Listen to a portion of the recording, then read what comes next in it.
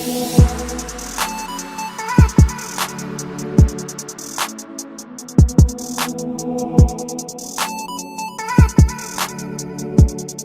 is the first time I've given this talk. I talked to Marcus and asked him what he wanted me to talk about. So I've tried to satisfy his request.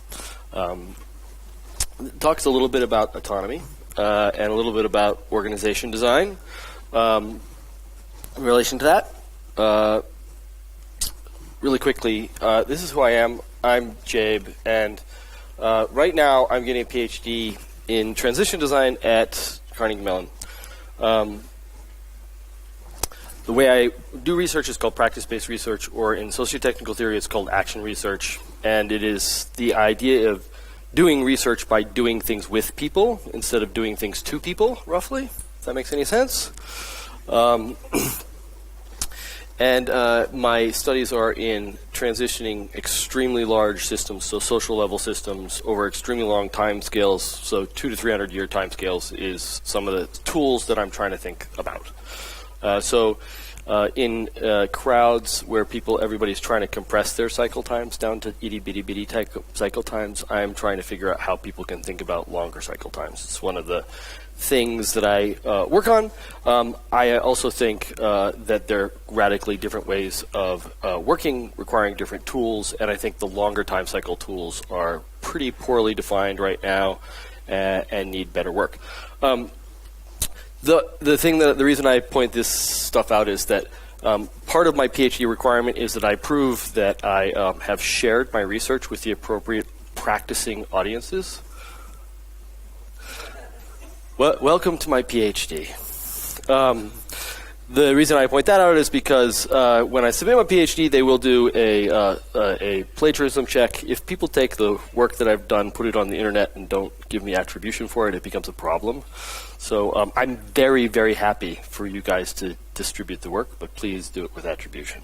Thank you. All right, so I said I was going to talk about Eric Trist.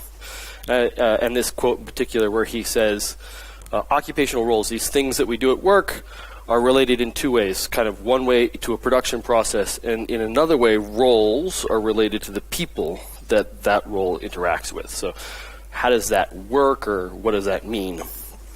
How many of you have heard of Eric Trist? How many of you heard of Sociotechnical systems? Eric Trist is the father of sociotechnical systems theory, and he started in this group called the Tavistock Group, which was in the UK. And what they started researching at first was pretty simple.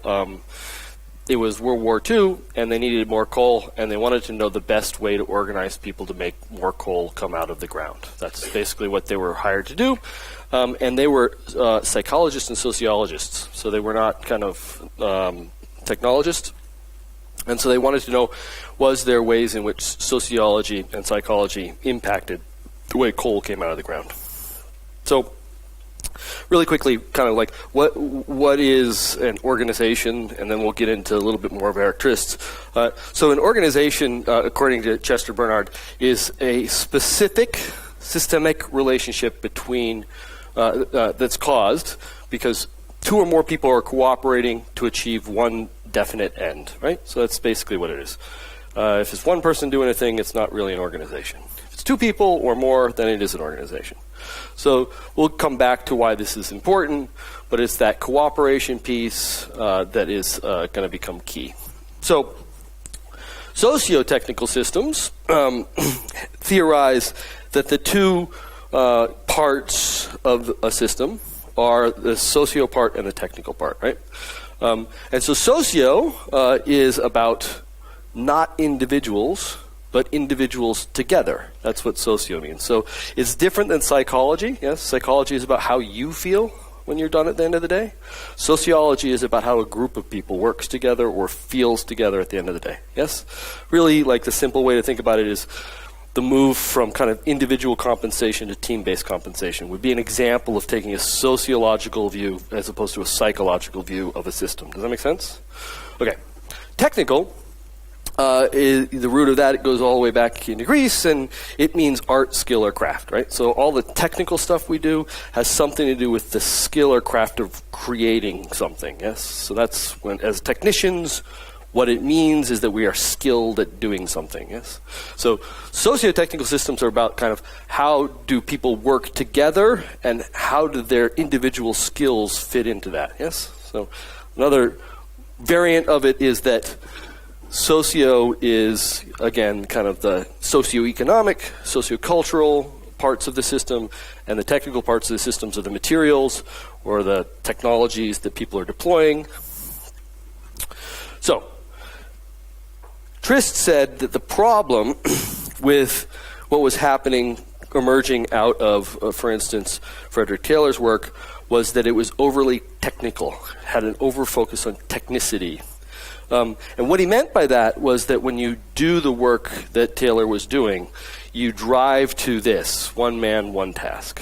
Yes, that you basically try to like fit, what a role becomes is a part of a larger system where that person is asked to do a specific thing and measured on his capability, his or her capability to do that particular thing. Does that make sense to everybody? And that was what his primary concern was he thought that that was individuating and it was creating fractured systems. So there is a famous story, or it's one of Trist's first papers, and it's called the Longwall versus Shortwall theory of mining. So since all of you have not heard of Eric Trist, I assume you haven't heard this story, so I'll tell it to you really quickly. When they went and studied how people were taking coal out of the ground, they determined that there was two primary ways that coal was coming out of the ground. One was what was called longwall mining. And longwall mining, the reason it was a long wall was because there was a conveyor belt involved. So a very long conveyor belt. And the way it worked was they went down, and a coal seam is usually only, 4 or 5 feet tall, so you're already pretty small. One team would go down and bore holes in the in the coal, and they'd put dynamite in. And then they'd leave the mine and blow up the dynamite. Yes? And then another team would come down, and they would dig out the dynamite and put it on the conveyor belt. That's not the dynamite, because the dynamite's already gone, right? Yeah. You did it right. So they put it on the conveyor belt, and it would go away. And then a final team would come down, and they would put struts in to hold the roof up, and they would move the conveyor belt forward. Yes? So you have 3 separate teams with 3 separate, highly defined, well, kind of structured tasks, right? Now the problem is that sometimes the people who came down to pull a coal out would find that the dynamite hadn't gone off the right way. And then they'd have to work extra hard to get the coal out, and maybe they were delayed a little bit. And then the people who were doing the moving would determine that the people who had done the picking hadn't made the ceiling tall enough. Yes? So they ended up having all these kind of problems communicating with each other about the quality of the work, what parts of the work were good and what parts of it bad. So, Shortwall is the other way that Trist found. And Shortwall is Shortwall because it's what they do is they only try to cut a hole about as big as one man. It's short.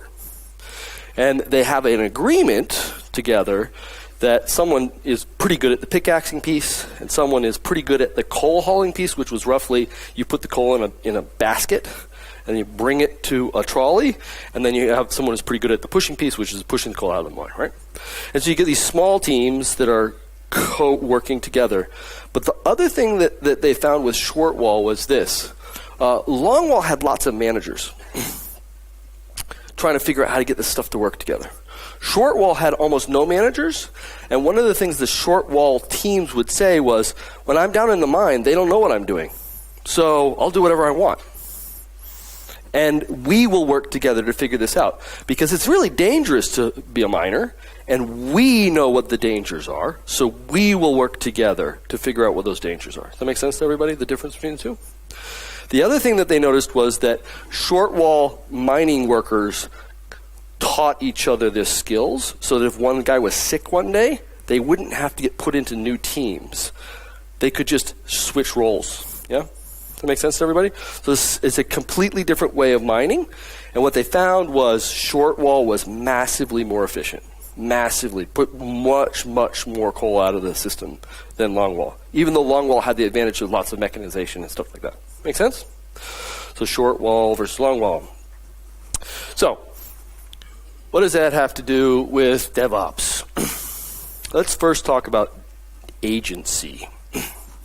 So, agency is a funny word for some of the stuff that I do. And let me kind of get back a little bit to the psychology, sociology thing. Has anybody ever seen this? This is Deming's Forces of Destruction. And Deming says, basically, one of the things that happens in modern society is kind of you're born with lots and lots of intrinsic motivation. And as you go to school and you get in a merit system and you get incentive pay and you get numerical goals, it beats the incentive out of you. Yes.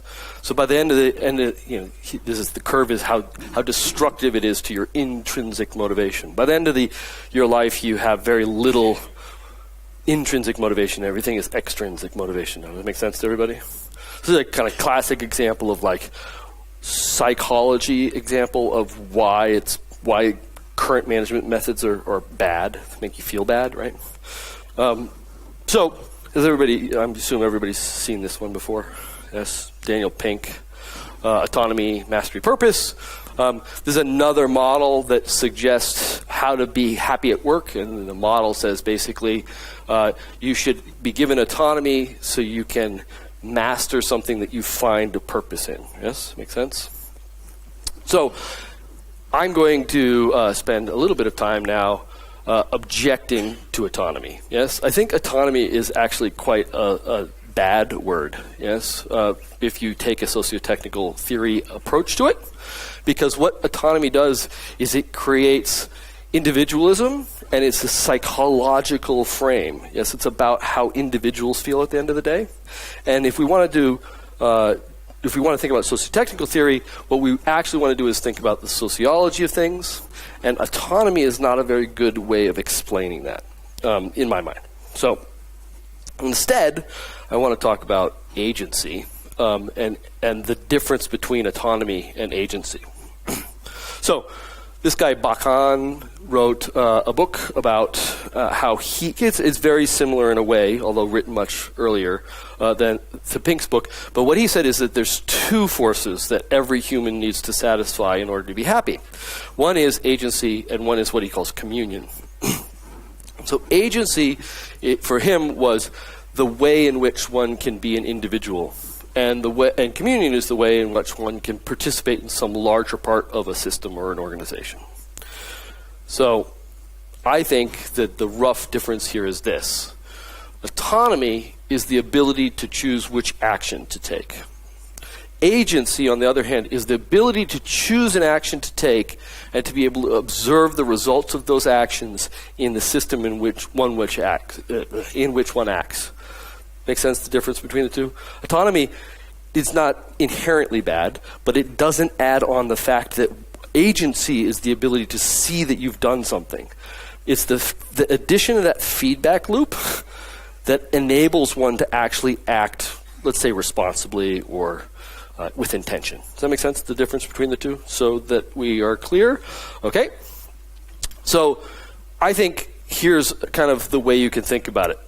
People with low agency in organizations and low communion, they don't know how they're contributing to the greater good, tend to be, I call it the burger flipping problem. If you get a JIRA ticket, you do the thing in the JIRA ticket, and then you send the JIRA ticket somewhere else. No idea where the thing came from, no idea what people are going to do with it at the end of the day. It's kind of like being at a fast food restaurant, you're flipping burgers. No idea what the quality of burger should be, you're just doing it. Make sense? So the very low agency system feels like kind of being a short order cook. Yeah? People with high need for contributing but low agency tend to be followers. Yes, they'll do whatever they're asked just to get this kind of dopamine high of being part of the team. Yes, so also probably not great because sheep can get led to slaughters very easily by bad shepherds. Yes. On the other hand, people who have low commitment to the group, yes, but have high levels of agency tend to create hero cultures. Does everybody know what I mean by a hero culture? So like the idea that like the firemen are also arsonists, yeah? Yeah. If you get rewarded for putting out fires, one of the things you do is make sure there's a fire occasionally.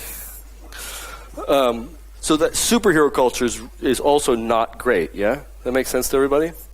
So what we're looking for is a balance between the two. And I draw this as someone who's happy and has questions in their head. And what I mean by that is that the question that they're constantly asking is about how they can apply their particular skills and knowledge in order to contribute to a greater good. That's what they're doing constantly. They're constantly saying, hey, I have agency, I can see how I'm interacting with the system, and I want to contribute. What is it that I could do next? The very next thing I could do that would contribute to the whole, yes? And it's a feedback loop that happens, yeah? And so it's choosing based on one's experience and one's abilities in order to use agency. Now, I think if you think through the kind of logic here, increasing people's experiences and abilities gives them greater and greater agency, and therefore greater and greater communion. And I think those are both good goals to have, yes? So, I want you guys to think again really quickly about this idea that I also want to pop what I just said up to the team level, yes? At least to the team level. If you might even think about it as sub-parts of the organization level. It's that same thing, that sense of agency and communion happens to teams too, right? It's not just individuals. It's your team wants to contribute. Your team wants to know what they're good at. Your team wants to know how to contribute. So organizations, same way. So like all the kind of purpose-driven organization theory that we get right now, like people talking about why their organization is contributing to the greater good. All of that type of theory is not individuating. Okay? It's starting to create groups and having the same kind of effects, yes? So, not just individuals, teams of teams, yes, all have these same kind of needs. So if we kind of think through that, I think we get to a slightly different model. And this is the model that I like to try to explain to people. Teams that have true agency have three different kinds of agency, yes? They can choose, or they can affect, at a minimum, the purpose of the system that they're in. Does that make sense to everybody? So it's like I can see how what I'm doing actually changes the purpose of the organization that I'm in, yeah? And I can see what I'm doing changing or modifying the goals. I might even be able to choose the goals, yes, of the system. So somebody might be defining the purpose outside of my system, but I at least get to choose the goals. That's a certain level of agency. And finally, the last one, which is a very common one nowadays, is agency of process. I get to experience the ability to change and modify the process that I'm in order to achieve the goals and purposes that I have, right? So like, I tend to think like, in most organizations where someone has come in and done like value stream mapping and Kanban, they have this kind of, usually have this process autonomy, yes? They now know how to like modify their process, modify WIP, change things around so that they can change their process. In organizations that have started to adopt like strategy deployment and those ideas, this tends to start happening, yes? People then get given the right to kind of choose what goal will achieve the overall purpose. In organizations where back briefing happens, so the ability to actually tell your boss, that's not the right overall goal, we should go somewhere else, we get process autonomy, or process agency, yeah? Okay, so,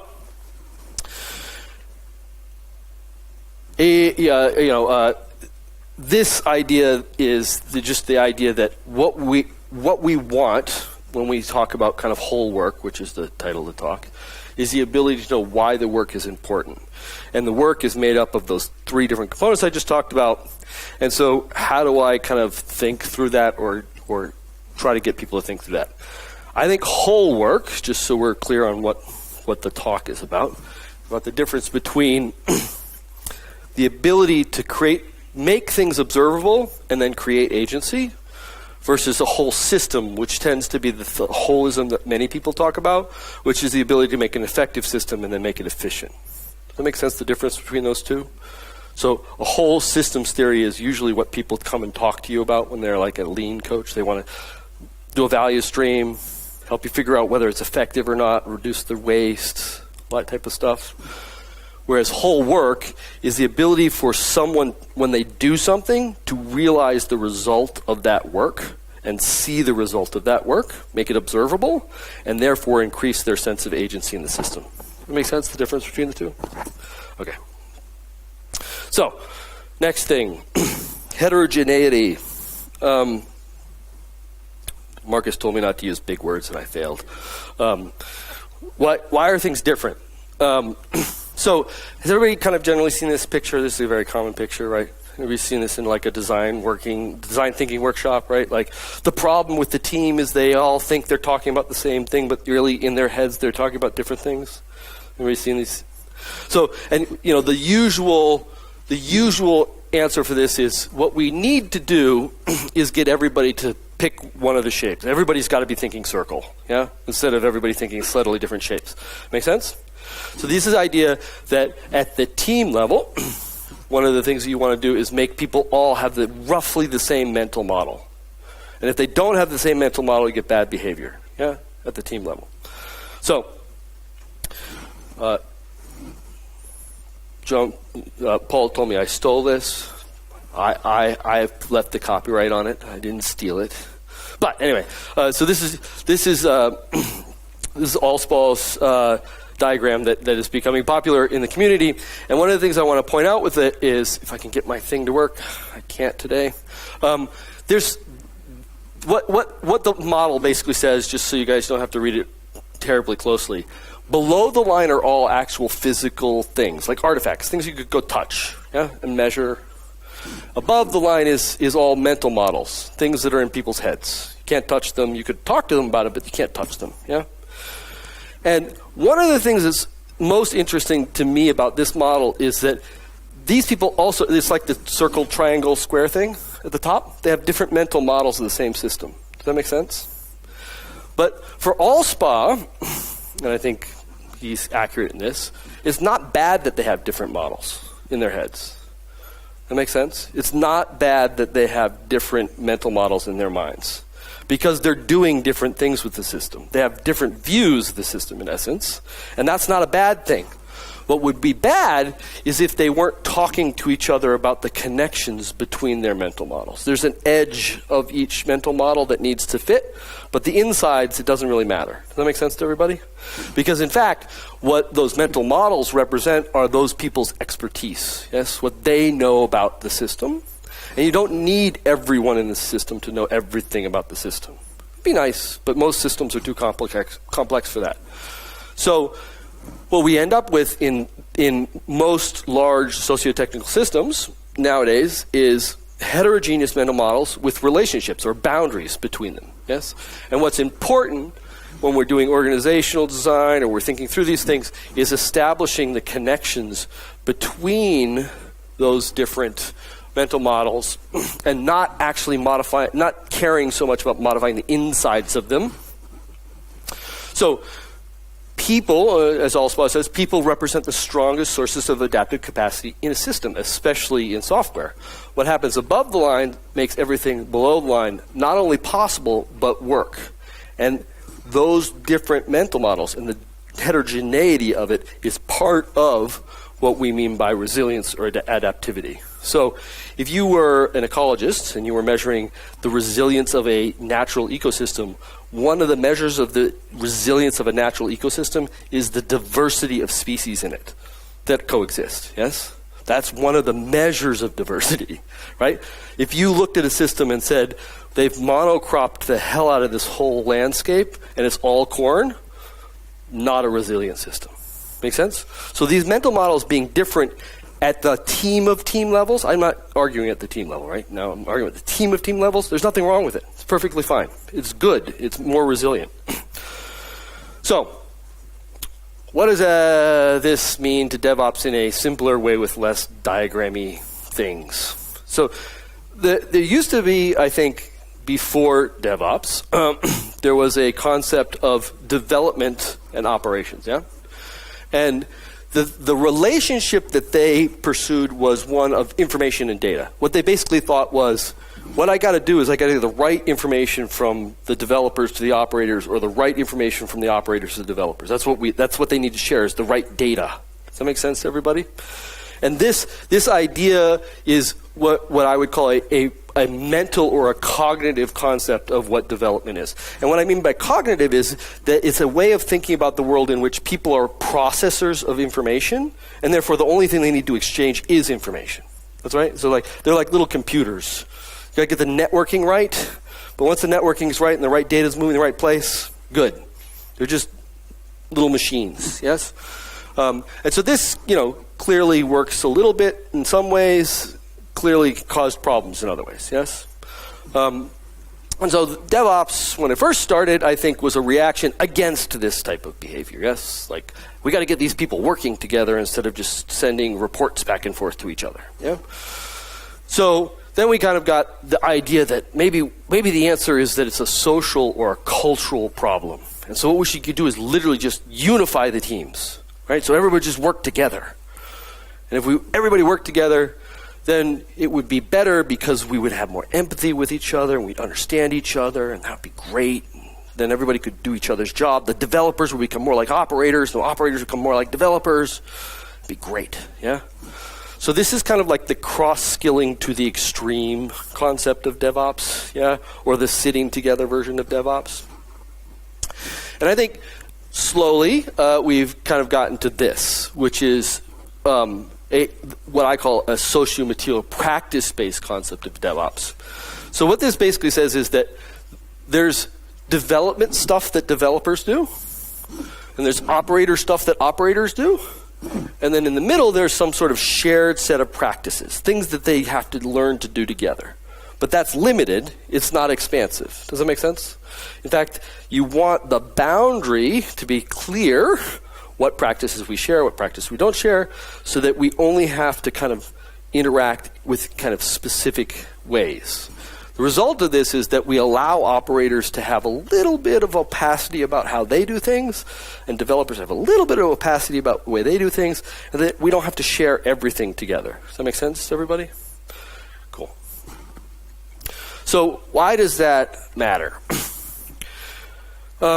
Do you guys kind of have a general idea of outputs versus outcomes? Has anybody talked to you guys about that before? So outputs are like physical measurable things that I create. So like an output would be like code, right? But nobody cares about code. What people actually care about is the outcome of the code, what the code value the code provides, yes? So outputs are one thing. They tend to be measurable and clear, and you can define them and point at them. And outcomes tend to be a little bit more value-based. They tend to be qualitative, yeah?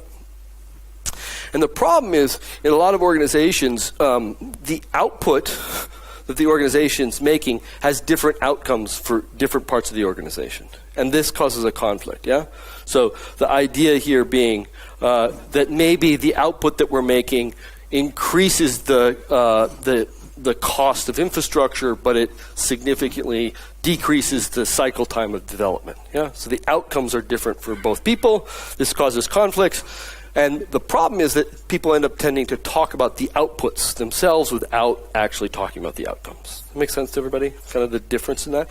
So just because you all agree on what to make doesn't mean that you all agree on what the right version of making that would be, because you have different outcomes. And so I think this becomes particularly problematic when you have a backlog, because backlogs tend to talk about outputs, but then they don't talk about outcomes. And then when you try to compare things across these different parts of the boundaries of inside organizations, you get kind of impossible to make prioritization decisions. Does that make sense? Because one side values one thing, another side values another thing. And when they say, what's the most valuable thing on this backlog, they literally think different things are the most valuable thing. And they can't talk to each other about it. Yeah. So, organization tends to be heterogeneous in the way that I've been trying to describe it here. When two parts of the organization, two subparts of the organization, given the same amount of time and the same amount of resources or money, would produce different outcomes. So that's what I mean by heterogeneity. I think it is quite common in organizations. And again, I don't think it's bad. I just think it's something we have to design for. So, I'm going to skip to another topic, and we'll go back to that one in a minute. Time spans. So, first I want to describe really quickly what I call temporal complexity, so everybody kind of gets an idea of what temporal complexity means. Temporal complexity is the idea that there's a cause to every effect, yeah? In theory, there's a cause, somebody did something, there's some effect. And there's a duration between the cause and the effect. And in theory, the longer the duration is, the more you get questions about this. Does the agent actually observe the result? Does that make sense to everybody? So like when things get longer, more intermediary events could happen, and therefore like it's not clear that this was the thing that caused that. Other things could have caused it. It's not really clear. So the longer things get, kind of the more difficult or complex they get. So you could say like things with really short cause and effect cycles where the duration is quite small are obvious, right? So like the one that I use all the time is like if I brought in a bike to you guys and the chain had fallen off the bike and I said, how do we fix it? You'd say, put the chain back on the sprocket. And we put the chain back on the sprocket and it'd be fixed because the cycle of cause and effect are quite tight together, yes? As things get longer, so cause and effect are further apart, we get to an idea where what's needed is expertise. It's reps at doing this, and the interesting thing about it is because they're further apart, there's less instances of it in the world. It's because literally they're just farther apart. It takes longer to actually be an expert at these things. And expertise has to do with kind of correlating these causes with distant effects. Yes, so often analysis, previous examples, things like that, are all these kind of ways that an agent can make observable the cause and effect relations, yeah? So it tends to be that the people who can do this are experts, they've got lots of experience, they've done the reps, yeah? There's an even further one. And the even further one is when things get so far apart that you can't build expertise in it, yeah, because there's just not enough instances of it in the world, in which case people start doing theory and model building. Yeah? So in order to kind of predict the relationship between cause and effects, they start building models to try to get a probabilistic forecast of where the thing is going to end up. And the cause and effect are related through modeling. Does that make sense, the three kind of different levels of that? Okay, so in organizations, most organizations these days that are doing Agile or DevOps, we have this kind of idea of user stories and strategies, yes? So how long does a user story usually last for? It's less than a couple weeks. Cause and effect cycles are smaller. The relationship between the outcome and the output are observable in theory, yes? If you're doing it well. One of the problems with user stories obviously is not slicing them well enough to actually make the outcome observable. That's another kind of thing that happens in organizations these days. But then you get these kind of strategies. And strategies tend to be, some executive off in a room talking to other executives, and they come down from the mountain, they say, this is where we're going, and everybody goes, huh? What? And so the reason for that, I think, the kind of conflict there tends to be that they're different kinds of stories. Here's the rough way I try to explain this. In organizations, most people get about 15 minutes to explain the answer to what are you doing. Yeah, somebody's going to come up to you and be like, what are you doing? Between 5 and 15 minutes to explain that. Even if you're an executive, you get 5 and 15 minutes to explain it, yeah? Most of the time. Sometimes you could do a presentation like I'm doing right now. I get an hour to explain something, yay me. But most people in the room lost me 15 minutes ago, so really I only had 15 minutes. Anyway, so 15 minutes is how long people get to explain something. And so what goes into a story that fits for 2 weeks that is pretty detailed, yeah? And the sequences of the cause and effect are actually quite tight. They make sense in that level, and they have those kind of loops in them and things like that people can understand.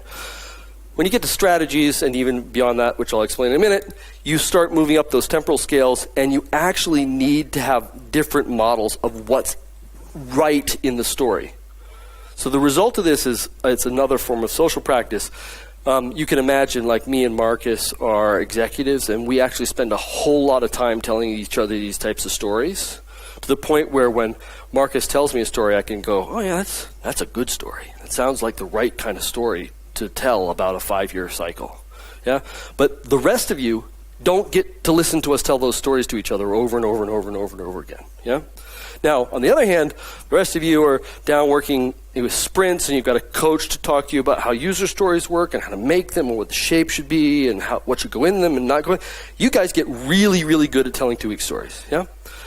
Now, I guarantee you, because I've done it in several organizations, if I tell Marcus, who knows how to tell these 5-year stories, to go sit down with the team and actually help them create a backlog of user stories, he will sit in the room and be like, I have no idea what's happening. You guys don't make any sense at all. Let me tell you what we should be doing. And he'd tell a big story, and they'll go, everybody in the room will be like, that's not what we're doing in here, dude. We're like trying to get these things that we can get done quickly done. Yes? So they're not better stories. They're different stories, and they don't all often align with each other. Yes? Because the qualities of them are different. Does that make sense to everybody roughly? Yeah? Yes? No, sorry. I heard somebody say something. I thought. Okay, so Jax, Elliot Jax, who is another one of the Tavistock people, came up with this idea called the time span of discretion. So this time span of discretion is how long your supervisor will allow you to act before expecting to see output and evaluate the outcome. Does that make sense to everybody? So in a sprint team, the answer to this is every sprint. Every 2 weeks, you've got a supervisor, in theory, called the product owner, who's supposed to come and look at what you did and tell you whether or not it's the right direction or not. That make sense? Time span of discretion for them is that. So the thing that most organizations fail to kind of think through when they're doing their transitions and their strategy design and things like that is these kind of like different layers of it. So what I mean by the different layers. Story points, user stories, quarterly goals, strategies, board level strategies, all the way at the top. And the thing is that if this is done well, the actual outcomes affect different parts of the system, I think. So people who are doing these little 2-week things, they're really focused on service delivery. They are focused on delivering value directly to something, directly. Every week, every 2 weeks, value is being created, yeah? And so the stories they tell and the outcomes they care about tend to be about that service delivery part. That make sense? The relationship between a director and a VP, I think, is strategic. So what I mean by that is that there is some system that you have. That's your organization. Yeah, there's some way that you're organized. It is a system. That system enables or affords certain capabilities to you.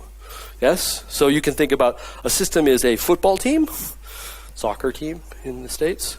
And that soccer team has certain capabilities.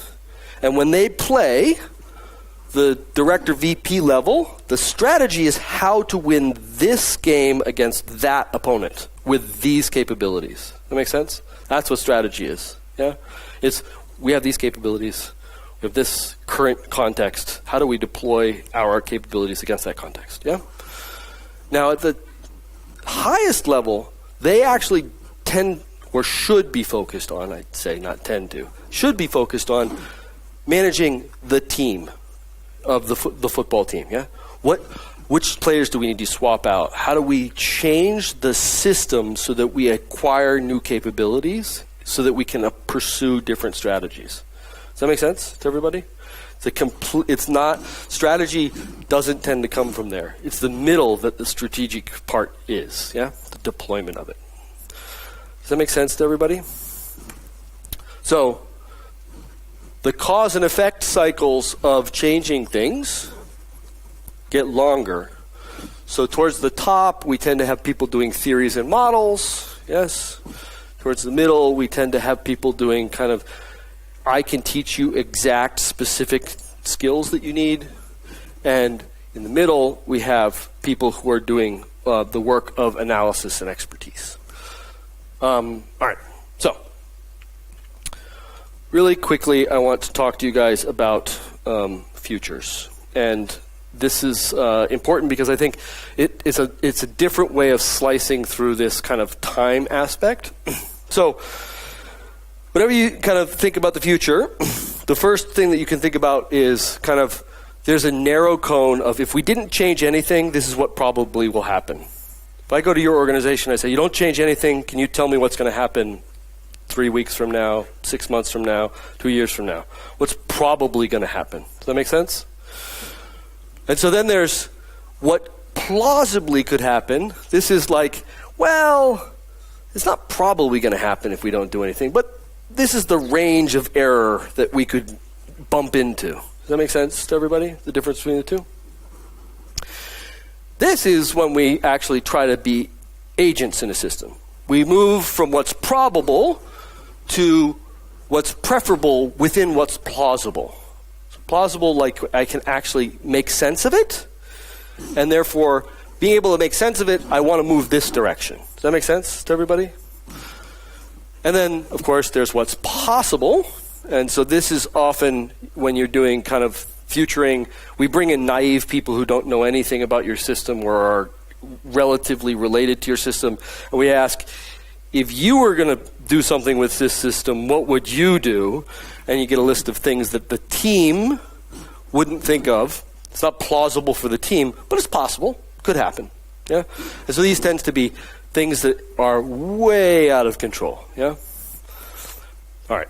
So why do I want to kind of point that out to you guys? The different time spans are basically different slices through this cone. Yes. All of the different spans have different concepts of what is probable and preferable, and alignment is about kind of getting them all to be roughly in the same cone. Does that make sense to everybody? That's what we mean by alignment. You'll notice that this surface area of this part is significantly bigger than the surface area of that part. So what does that mean? Like kind of visually, what's it supposed to be telling you? Executives are defining kind of the search area. Yes, how a wide swath of what's possible. And then middle management is narrowing that search area to some specific subset of the organization. And then teams, which have to do the work, are saying this is actually what we're going to do. Everybody else above is just kind of creating a playing field and narrowing the playing field. Yes? They're just trying to say what preferable is. They're not trying to say what to do. Yes? So, the big executives get to do this. They get to point the flashlight where they think the company is going to go. This is the overall changing of the system itself. Yes? All right. So, I have told you all of the problems, I think. I haven't told you any solutions yet. Maybe you guys want to know about some solutions or some ways of doing this stuff. The first thing I think is this. Almost every transition that you will run into in the near future adopts a very familiar model. They're not always named exactly the same, but one of the phrases tends to be very common. And the process is define the current condition, define the ideal end state, and close the gap. You guys ever heard close the gap as a phrase? Yes? So the thing is that depending on how far current condition is from future end state, it will or won't make sense to the person who you're talking to. Because we just talked about those cause and effect things, the way that people down on the line have tight cause and effect loops. If you tell them about an end state that's outside of their observable cycle, they literally will say, but Literally doesn't make any sense to me at all. I don't know what you're talking about. I can't understand how what I can do right now would have an effect that far in the future. Does that make sense to everybody? Okay. So the problem, I think, is that what you get is these things, right? A lot of political capital is spent trying to create an agreement on this end state. Yeah? Executives spend a huge amount of effort and time trying to convince everybody this is where we should go, right? And once they get there, after they do that, the cost of doing that, both politically and monetarily, is so much they get caught in sunk cost fallacies. And what I mean by that is that they're unwilling to change that end state. So you get overly committed to achieving that particular end state. Does that make sense? The result of that tends to be that the executives, when they can't get people to naturally move towards those directions that they've overcommitted to, they walk around and they radically devalue the current state. The way that we do it right now is wrong. It doesn't matter that we actually make a lot of money and everybody has a job and we've been around for a long time. It's wrong. We've got to stop doing it this way. I don't value your expertise. I don't value what you've been doing. We got to change. Yeah? And then we get, okay, the problem is that people don't understand how to get from here to there, so let's do some detailed planning. So then they start doing planning into the future, very detailed steps of what we have to do. We lock in even more rigorously into exact steps that we need to take in this transformation. Make sense? And the result of it, of course, is that you've got very long feedback cycles because the only way you can evaluate that end state that you've defined is by having it. And since most of the organization doesn't know how to correlate those cause and effects at all, most of the organization is literally walking around in a dark room where people are moving the furniture and they're blind. They're bumping into things everywhere. So, if you're a software engineer, you'll get this kind of joke, I think. I like this. I saw this today. So we've got this poorly architected system that took us many years to build, and we would like to rewrite a more clean version in 6 months, right? This is kind of like the rebuild versus refactor argument that you get from architects all the time. Has anybody ever seen a rebuild from scratch work well? I'm not aware of any that work particularly well. And this is exactly the point that I was trying to get at, the second guy. I've also noticed that system rewriters, people who want to rewrite the system, always focus on fixing what's wrong with the current system. They try to figure out what's wrong with the current system, and they rarely understand what's good about it. So they throw the baby out with the bathwater. Yeah? So I like to talk about this, which is I call present thinking.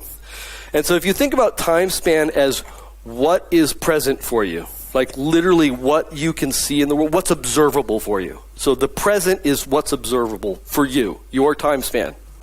So what is present is the problems you're currently having, the skills you currently have, and the relationship between your ability to achieve future states. Yeah? And so the questions end up being, what's keeping me from getting to what I need to do right now? Not what's keeping me from getting to something that I don't understand in the far future. How do I create a new way of working like that while also improving the current way that I'm working? And the advantage of this is first is the continuous integration of new information, right? So again, information is only information if it's observable. If you can't see it happening, it's not information to you. It could be data, but it doesn't have any meaning for you, yes? And you can't integrate non-meaningful stuff. So you have to make things observable to those people.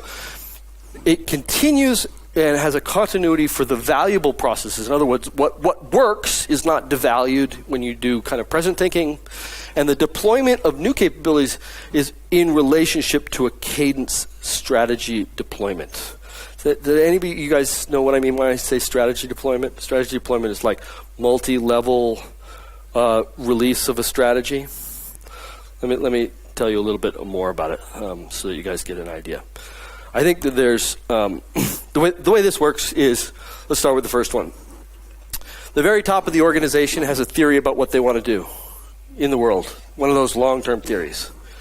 And the first kind of naive version of strategy or transition is that the problem is that the people at the bottom don't know what the people at the top want. Yeah? So we just need to be really clear about that and get everybody aligned. Yes?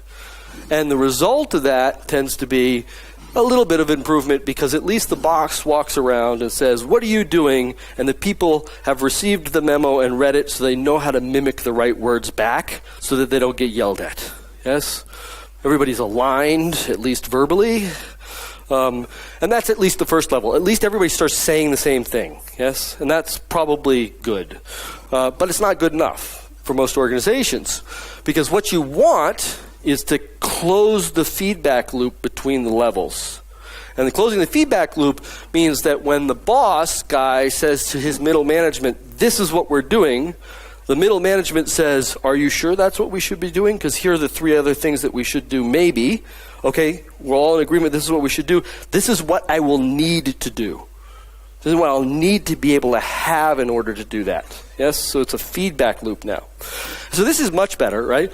This is the thing where, often the result of this is kind of like the blind leader. Like he thinks he's leading and he thinks he knows what's happening. But really, the information is not going up the chain, so he's kind of like stumbling around in the dark. This is at least an enlightened leader, yes? The leader now goes, oh, I see what's happening down here at the bottom. Yeah, I can kind of get some understanding of that. But really, the end goal is this. Alignment with amplified with peer-level lateral alignment. That means that if we've got these heterogeneous organizations where each part of the organization has the agency to choose their processes and their goals and all those good things that we talked about, then they talk to each other so they don't step on each other's feet. Does that make sense? So it's relationship at the peer level that you want. Make sense?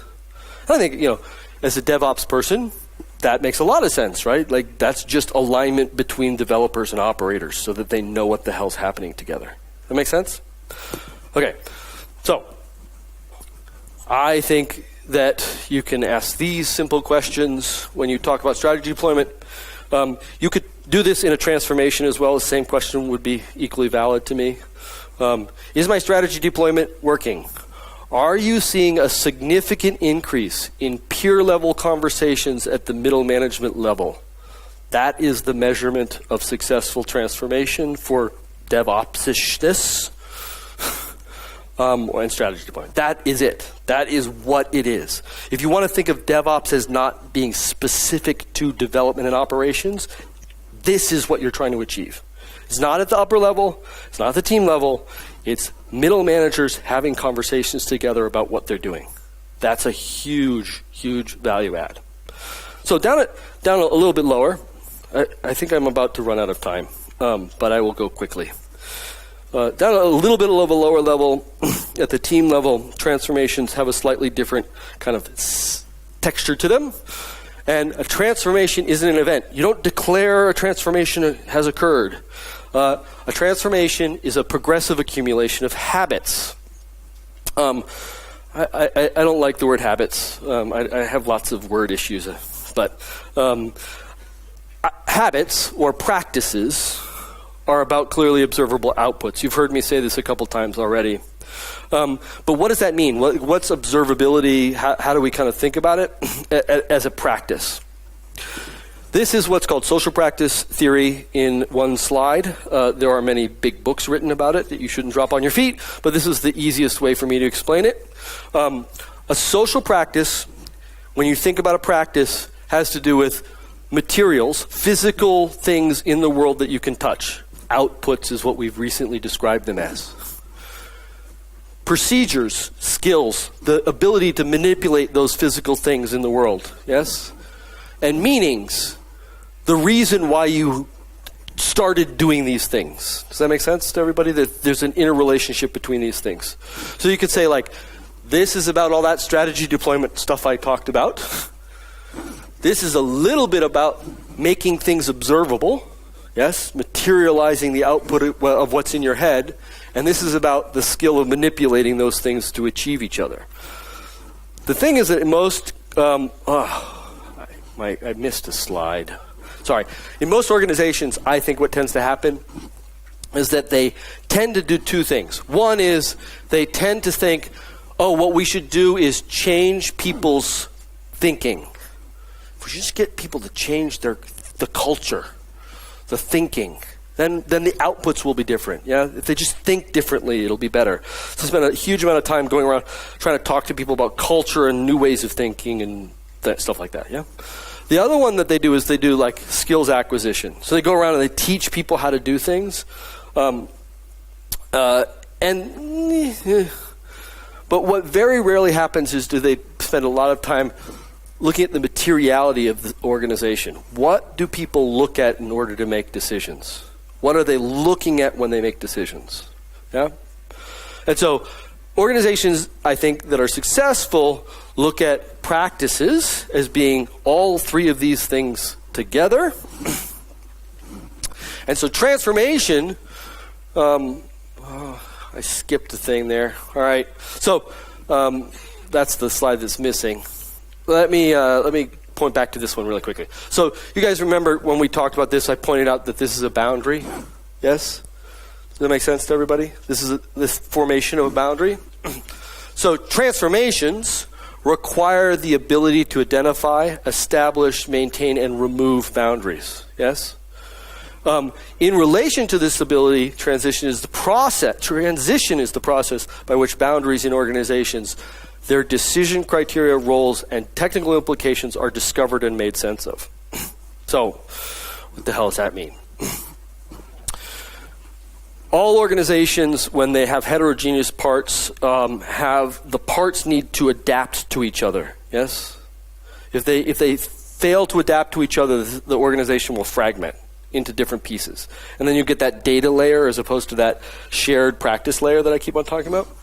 And so what we need to do is take an open system approach. And open systems means that we assume that given the right inputs and outputs into a system through an open, porous boundary, we will be able to achieve a steady state where we can work while adapting to increasing complexity. And why do we have to adapt to increasing complexity, or what does that mean? Ashby, who's a cybernetician, wrote something called Ashbeys Law. And the quickest way to explain Ashbeys Law is this. If I'm a fencer and I have 3 ways of thrusting at people, and everybody else has 3 ways of parrying those thrusts, it will be an even game. Yeah, it's a 50-50 chance that I win that game. So I will be in control, or as in control as I can be. Yeah, if someone out there figures out another thrust, I will be required to then learn another parry. Otherwise, I will always lose because they'll figure out the weakness. Yeah, makes sense? So to be in control means that there's a boundary and the environment has certain variables that you want to keep in control. That means that your system needs to have control points for each of the variables you want to keep in control. Does that make sense? So there's a balance between the inside and the outside of a system. And you can choose how much environmental complexity you want to consume based on how much of an environment you want to occupy. Roughly, you could say the bigger the market is, the more different kinds of customers you have, the more complexity your organization has to have in order to address them. Yeah? Okay. So we know that we need these boundaries to be formed. And what do those boundaries look like? What do they sound like? How do you kind of play with them? Well, another overly complex sounding slide, but Alicia, who's one of my favorite philosophers, says that the thing about boundary definitions and making them porous as opposed to non-existence is that limiting potential variations of components. So think of components as being those differentiated parts of the organizations that I've been describing. Different components, if you limit their variation, it actually massively increases the freedoms for the overall system. Does that make sense to everybody? And she calls them enabling constraints. If you've ever been a creative artisty person, it's the thing where when someone gives you a time boundary or says you can't leave the room until you make a painting, any of those those are all enabling constraints. They're the thing that allow you to see the next step by kind of constraining you a bit. Same thing with these boundaries. The boundaries are not what she calls governing boundaries. So the classic bad boundary is the policy wall that DevOps people always describe. What I'm going to do is I'm going to make a bunch of rules about how to get into deployment. That's not a shared practice. That's a rule, right? What we want is to create boundaries of shared practice where people are working together on a narrow set of constrained ideas. So we want kind of minimal, viable boundary definitions, yes? And one of the prime examples that is floating around right now is SLOs, service level objectives from the SRE community. One of the ways that I really quickly kind of explain that is like a good SLO has only a set of performance metrics for what operations is expected to produce performance-wise. It doesn't have anything like a hardware architecture in it. No network infrastructure. Doesn't talk about the implementation. It talks about the output. The outcome, I'm sorry, not the output. Does that make sense to everybody? So that's a good example of a good boundary definition to me. And what you get is this idea that there's always a inside to things, and there's always an in-between of things.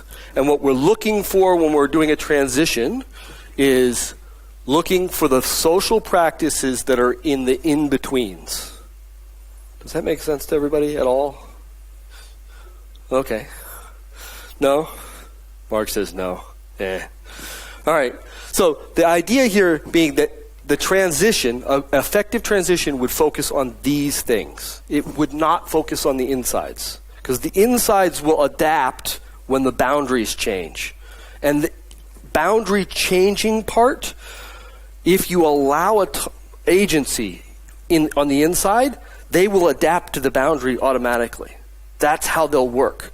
Stop telling them how to do the thing inside. Yes? Because that is you extracting all of their agency.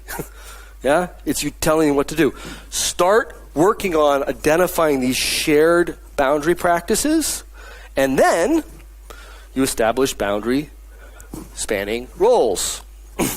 So it's not rules that make boundaries. It's people that make boundaries. Yes? Soylent Green is made of people.